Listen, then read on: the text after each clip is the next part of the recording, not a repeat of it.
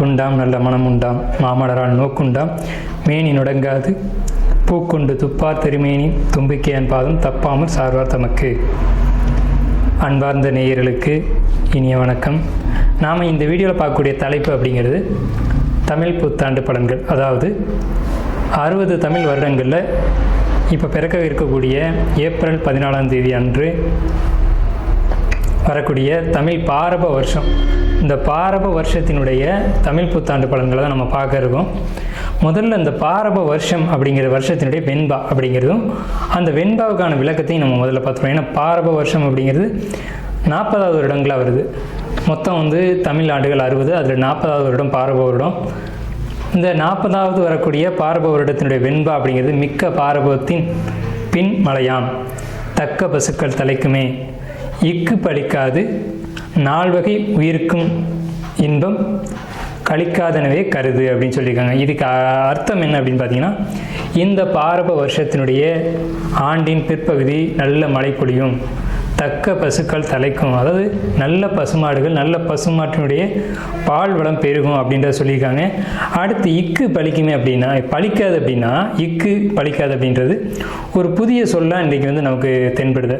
அப்போ இக்கு அப்படின்ற சொல்லுக்கான அர்த்தம் அப்படிங்கிறது சூதுவாது, அதாவது ஒரு எப்படி சொல்கிறது அப்படின்னா, ஒருத்தரை வஞ்சிக்கிறது, ஒருத்தரை ஏமாற்றுறது, நம்ப வச்சு துன்பத்தை அனுபவிக்க வைக்கிறது அப்படிங்கிற வார்த்தையை தான் இக்கு அப்படின்ற சொல்லினுடைய அர்த்தமாக இந்த தமிழ் அகராதியில் குறிப்பிடப்பட்டிருக்கு. இக்கு பலிக்காது 4 வகை உயிருக்கும் இன்பம். 4 வகை உயிர்கள் அப்படிங்கிறது 4 வகைப்பட்ட ஊர்வன, நடப்பன, பரப்பன, மனித இனம் அப்படின்ற 4 வகை உயிருக்கும் இன்பம் அப்படின்றத சொல்லியிருக்காங்க. கழிக்காதனவே கருது அப்படின்ற வார்த்தையினுடைய அர்த்தம் இன்பம் பொங்கி வழியக்கூடிய ஆண்டு அப்படிங்கிறத சொல்லியிருக்காங்க. இந்த பாரப வருடத்தினுடைய ஒரு பலனாக ஒரு வெண்பாவை இடைக்காடர் சித்தர் கொடுத்துருக்காரு. இப்போ இந்த பாரப வருடம் அப்படிங்கிறது நல்ல பலன்களை கொடுக்குமா அப்படின்னு கேட்டிங்கன்னா, பொது பலன்களை நம்ம எடுத்துக்கும் போது முதல்ல மக்கள் அதிகமாக வண்டி வாகனங்கள் வாங்கக்கூடிய அமைப்பு, வீடு இல்லாதவர்கள் வீடு கட்டக்கூடிய ஒரு அமைப்பு, புதிய வாகனம், வீடு, சொந்த வீடு அப்படிங்கிறது கனவாக இருந்தது போக, இப்போ சொந்த வீடுகள் ஏதேனும் ஒரு வகையில் ஒரு கடன் வாங்கியோ அல்லது ஏதேனும் ஒரு வகையில் ஒரு பிரச்சனைக்குரியதாக இருந்த ஒரு விஷயம் இப்போ அவங்களுக்கு சொந்த வீட்டில் குடியேறக்கூடிய ஒரு அமைப்பு, தொழில்துறையில் மந்தமாக இருந்தது, ஒரு தொழிலில் கஷ்டப்பட்டது, ஒரு பிரச்சனைக்கான ஒரு தொழிலில் போய் மாட்டிக்கிட்டது, ஒரு ஜாப்பில் போய் மாட்டிக்கிட்டு வெளியில் வர முடியாமல் தடுமானது, பணத்தை வாங்கி யாரோ சாப்பிட்டுட்டு போகிறதுக்கு நம்ம பதில் சொல்லிக்கிட்டு இருந்தது, இப்படியாப்பட்ட சூழ்நிலைகள்லேருந்து வெளியில் வரக்கூடிய ஒரு நிலைகள் அப்படிங்கிறது இந்த பாரப வருடத்தில் பொதுமக்களுக்கான பலனாக இருக்குது.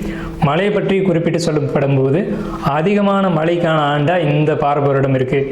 12 வருடங்களுக்கு ஒரு முறை கடகராசியில் குரு பகவான் சஞ்சரிக்கக்கூடிய இந்த பாரப வருட ஆண்டு முழுக்கவே, இந்த ஆண்டு முழுக்கவே குரு பகவான் உச்ச நிலையில் கடகராசியில் இருக்கிறதுனால தங்கம் விலை குறையும், அரசியல் மாற்றங்கள், மக்களுடைய துன்பங்களை துடைக்கக்கூடிய, மக்களுடைய அக்கறை மீது நலன் கருதக்கூடிய அரசு தலைமைக்கு வரக்கூடிய இந்த பாரப வருடமாக இருக்கும்.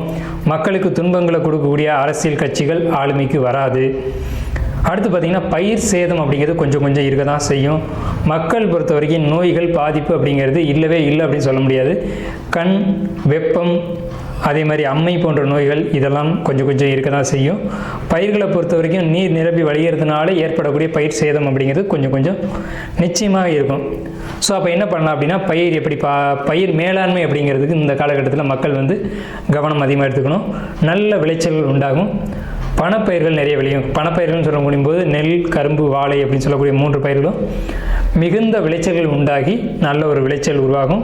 இந்த ஆண்டில், அதாவது கடந்த ஆண்டில் பொருளாதார தட்டுப்பாடுகள் மிகுதியாக இருந்தது. பணத்தை பார்க்குறதே ஒரு அரிதான ஒரு விஷயமா இருந்த காலகட்டத்தில் இந்த சமயத்தில் பணம், பொருளாதாரம் அப்படிங்கிறது தேவைக்கு மிகுதியாக இவங்களுக்கு உங்கள் கையில் பணப்புழக்கம் அப்படிங்கிறதெல்லாம் மக்கள்கிட்ட இருக்கும். அப்போ மக்கள்கிட்ட பணப்புழக்கம் இருக்கும்போது சந்தோஷமான நிகழ்வுகள், சந்தோஷமான காலகட்டம் அப்படிங்கிறது இருக்கும். தங்களுடைய தேவைகளை பூர்த்தி செய்யக்கூடிய காலகட்டமாக இருக்கும். ஸோ இந்த பாரப வருடத்தை பொறுத்த வரைக்கும் எல்லா விதமான நன்மைகளும், குறிப்பாக பேங்கிங் செக்டாரில் கூடியவங்க, வங்கியை சார்ந்த துறைகளில் இருக்கக்கூடியவங்களுக்கு நல்ல ஒரு ஆண்டாகவே இருக்க போகுது. அதே மாதிரி தங்க நகைகள் சேர்க்கக்கூடிய அமைப்பு, முடிஞ்ச வரைக்கும் தங்க நகைகளை சேர்த்துக்கோங்க. இந்த ஆண்டு தான் தங்கத்தினுடைய விலை அப்படிங்கிறது ஒரு சரியான ஒரு நிலையில் இருக்கும். ஸோ மக்களுக்கு வாழ்த்துக்களும் வணக்கங்களையும் கூறி நம்ம ராசி பலனுக்குள்ளே போகலாம். அன்பார்ந்த மீன ராசி நேயர்களே, இந்த புத்தாண்டு பாரப வருடம் நமக்கு எப்படி இருக்க போகுது, எல்லாரும் சொல்கிறாங்க இந்த வருஷம் ஜென்மச்சனி அப்படின்னு சொல்கிறாங்க. 5ஆம் இடத்துக்கு குரு வந்து ஆட்சி பலம் பெற்று உச்ச பலம் பெற்று நம்ம ராசி 9ஆம் பார்வையை பார்க்கறதுனால எந்த ஜென்மச்சனியும் நம்மளை பாதிக்க போகிறது இல்லை. எல்லா வகையிலும் குறிப்பாக தொழில் முயற்சிகள், வேலை முயற்சிகள், செய்யக்கூடிய வேலைகளில் முன்னேற்றங்களை தான் கொடுக்க காத்துக்கிட்டு இருக்கு. அதனால் அதை நினச்சி நீங்கள் கவலைப்பட வேண்டிய அவசியம் அப்படிங்கிறது இல்லை. இருந்தபோதும் நீங்கள் வந்து கவனமாக இருக்க வேண்டிய விஷயங்கள் அப்படிங்கிறது இதெல்லாம் நான் ஒரு லிஸ்ட் அவுட் கொடுத்துட்றேன். இப்போது நம்ம மீனராசிக்கு எந்த விதமான ஒரு கஷ்ட சூழ்நிலைகளும் இல்லைன்னு சொல்கிறோம். ஆனால் இதில் வந்து எச்சரிக்கையாக இருக்க வேண்டிய விஷயங்கள் அப்படின்னு பார்க்கும்போது, வெளிநாடு பயணங்கள் முயற்சிகள் பண்ணிங்கன்னா அதை கைவிட்டுருங்க, வேண்டாம். ஏன்னு கேட்டிங்கன்னா இப்போ வந்து வெளிநாடு போகணும்னு முயற்சி பண்ணும்போது சில பிரச்சனைகளும் சில சங்கடங்களும் நமக்கு ஏற்படும். அதே மாதிரி புதிய தொழில் முயற்சிகள், தொழில் பண்ணாமல் எப்படி சார் இருக்கிறது அப்படின்னு கேட்டிங்கன்னா, தொழில் பண்ணி அதில் வந்து பிரச்சனை சந்திக்கிறத காட்டிலும் தொழில் பண்ணாமல் இருந்துட்டு போயிடுறது நல்லது.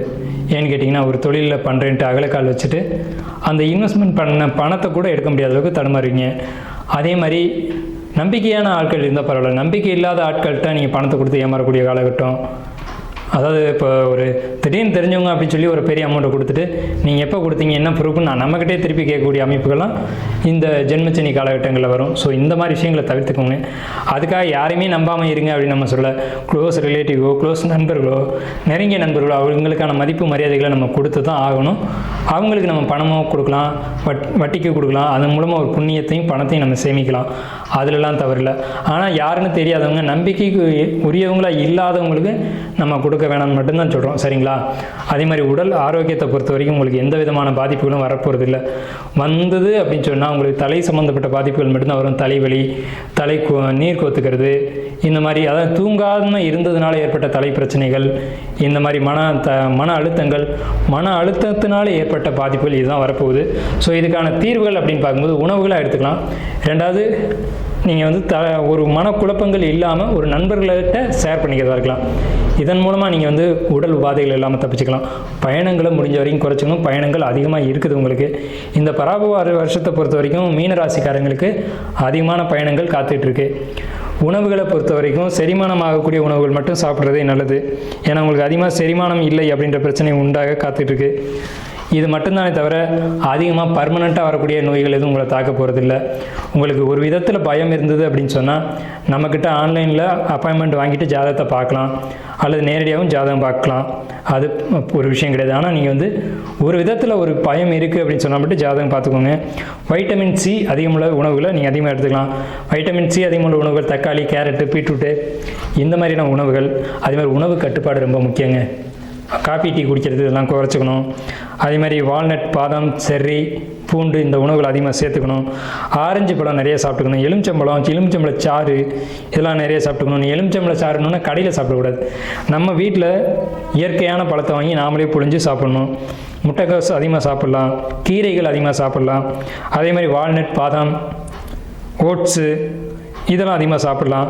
இளநீர் அதிகமாக குடிக்கணும். இளநீர் வந்து வெயில் காலத்துக்கு இளநீர் அதிகமாக கிடைக்கும்போது பார்த்தோன்னே விலையை பேசாமல் இளநீர் சாப்பிட்றணும். அதே மாதிரி இந்த சீசன் ஃபுட்னு சொல்லக்கூடிய நீர் சார்ந்த காய்கறிகள், உதாரணத்துக்கு தர்பூசணி, பூசணிக்காய், இதெல்லாம் வந்து இந்த வெயில் காலத்தில் தான் அதிகமாக காய்க்கும். நீங்கள் பார்த்தீங்கன்னா, ஏன்னா அந்த காலகட்டத்தில் சாப்பிட்ற மாதிரியே இறைவன் படைச்சிருப்பான். இந்த காலகட்டத்தில் அந்த காய்கறிகள் காய்ப்புக்கு வரணும் அப்படின்னு இயற்கையினுடைய நியதியே அதுதான். ஸோ இந்த காய்களை குறிப்பாக வந்து இயற்கையாக விளைஞ்சதாக இருக்கணும். இதை நீங்கள் அதிகமாக வாங்கி சாப்பிடணும். இதெல்லாம் உங்களுடைய ஹெல்த்துக்கு ரொம்ப முக்கியம். அடுத்து வந்து உங்களுக்கு நீங்கள் அதிர்ஷ்ட ஸ்டோன்னு கேட்டிங்க அப்படின்னா எல்லோ சஃபயர் வந்து நீங்கள் ஸ்டோனாக போடலாம். வணங்க வேண்டிய தெய்வம் அப்படின்றத பொறுத்த வரைக்கும் பெருமாள் வழிபாடு, அதுவும் குறிப்பாக வந்து திருப்பதி பெருமாளுடைய வழிபாடு. முதல்ல அலமேல் மங்கை தாயார், அடுத்து திருப்பதி பெருமாள் வழிபாடு ரொம்ப பெரிய முன்னேற்றத்தை கொடுக்கும். உங்களுக்கு இது ஒன்று தான் தீர்வு இந்த காலகட்டத்தில். ஸோ நீங்கள் திருப்பதி போயிட்டீங்க அப்படின்னா முதல்ல வந்து கீழே தாயாரை பார்த்துட்டு அப்புறம் நீங்கள் பெருமாளை சேவிக்கணும். இப்படி வந்து வழிபாடு பண்ணிங்க அப்படின்னா உங்களுக்கு இந்த ஜென்மச்சனியினுடைய தாக்கமே இருக்காது. எல்லளவு கூட உங்களுக்கு தெரியாது. நீங்கள் இந்த காலகட்டங்களை கடந்து வந்துடலாம். ஸோ அதே மாதிரி உங்களுக்கு அதிர்ஷ்டமான எண்கள் அப்படிங்கிறது 3, 4, 5, 7, 9, அதே மாதிரி 12, 24, 36, 24 இந்த எண்கள் வந்து உங்களுக்கு அதிர்ஷ்டமான எண்கள். ஸோ உங்களுக்கு வந்து இதுதான் பலன்களும் பரிகாரங்களுமா இந்த பராபவ ஆண்டினுடைய ஒரு பலன்களாக திகழுது. இப்போ நம்மளுடைய பலன்களை தெரிஞ்சுக்கிட்டோம். ஜோதிடத்தின் மீது ஆர்வம் கொண்டவங்களோ அல்லது கிரக நிலைகளை பற்றி தெரிஞ்சுக்கணும்னு நினைக்கிறவங்களோ அல்லது தனிப்பட்ட முறையில் ஜாதகம் பார்த்துக்கணும் அப்படின்னு நினைக்கிறவங்க, ஆன்லைன்லேயோ அல்லது நேரடியாகவோ தெரிஞ்சுக்கணும்னு நினைக்கிறவங்க, வாஸ்து தெரிஞ்சுக்கணும்னு நினைக்கிறவங்க அல்லது வீடு பார்க்கணும், எங்களுடைய வாஸ்து குறைகள் இருக்குதுன்னு சந்தேகப்படுறோம் அப்படின்னு தெரிஞ்சுக்கணும்னு நினைக்கிறவங்களுக்கு ஒரு சின்ன ஒரு விஷயம் என்னென்னு கேட்டிங்கன்னா, நமக்கு ஸ்க்ரீனில் தெரிகிற நம்பருக்கு நீங்கள் கால் பண்ணி பதிவு பண்ணிவிட்டு எப்போ வேணாலும் நம்மளை வந்து கால் பண்ணலாம். பதிவு பண்ணிக்கோங்க. உங்களுக்கான சர்வீஸ் பண்ணி கொடுக்கறதுக்கு நம்ம காத்துட்ருக்கோம். நன்றி, வணக்கம், வாழ்த்துக்களும்.